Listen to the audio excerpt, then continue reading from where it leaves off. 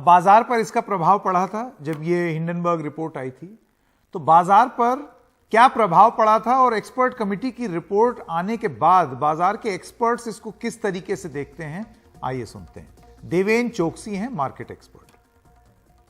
जो रिपोर्ट आई है उसके प्राइमा फेसी जो ऑब्जर्वेशंस है वो ऑब्जर्वेशंस बहुत क्लियर है कि report has done the high level check and they have probably found everything in the order as far as I think the conduct of the group is concern. But at the same time उन्होंने सेबी के ऊपर एक जिम्मेदारी छोड़ दी है कि SEBI definitely has to go inside the transaction to find out कि इफ एनी एलिगेशन जो भी हिंडनबर्ग ग्रुप ने रखे हैं वो एलिगेशन के अंदर कुछ वैलिडेशन है कि नहीं है, वो सेबी के ऊपर उन्होंने छोड़ दिया है।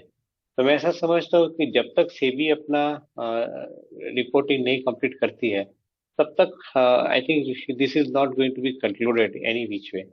Maybe the first level of report which has come is giving no negative, as I would call it, as to Adani Group, so which is good, and that's what is I think more important at this point of time.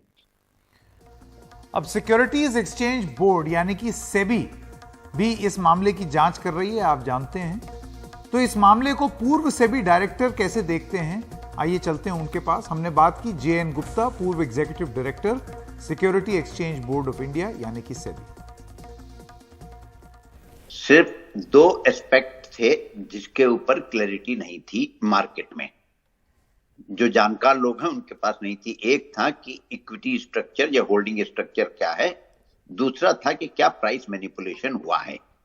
और मैंने पहले भी काफी debate में बोला था कि जितना मार्केट कैप अडानी के स्टॉक का है उसमें लगता नहीं है कि प्राइस मैनिपुलेशन हुआ है, खास तौर से जबकि सेबी का सर्विलेंस सिस्टम आज दुनिया में लगभग सबसे स्ट्रांग सर्विलेंस सिस्टम है। आज जो रिपोर्ट आई है उसमें उन्होंने सीधे सीधे बोल दिया है कि कोई भी प्राइस मैनिपुलेशन के सिग्नल नहीं है।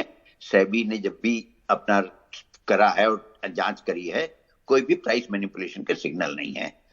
रही बात जो ओनरशिप स्ट्रक्चर की है, वो सेबी ने भी सुप्रीम कोर्ट में बोला है कि हमने काफी ज्यूरिसडिक्शन को लिखा हुआ है, 13 ज्यूरिसडिक्शन को लिखा हुआ है। कमिटी ने भी यही बोला है और वो आज भी क्लियर नहीं है। तो उस मामले में ना हम अडानी को गिल्टी बोल सकते हैं ना क्लीन चिट दे सकते हैं। But as far as I know, जो मार्केट में ओनरशिप के बारे में जो अफवाह थी जो है वो आज भी क्लैरिफाई नहीं हुई है।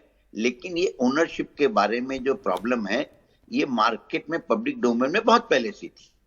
मोहनदास पाई जी से भी बात की, आइए उनकी बात सुन लें। Job done by the predatory short seller, and he created a furore, and they made a lot of money and covered up, and all the details have come there. And as far as compliance has come, I think the report makes it very clear that the ultimate beneficiary file is not known, because that's the regulation today, and SEBI will have to investigate. They have not found any kind of other, let us say, non-compliance, and they still have to find out who is the one who are short sellers, who are the ones who made money. I'm sure they'll try to find out to the best of their ability, because there'll be some trace, and they will investigate and find out who are the ultimate beneficiaries.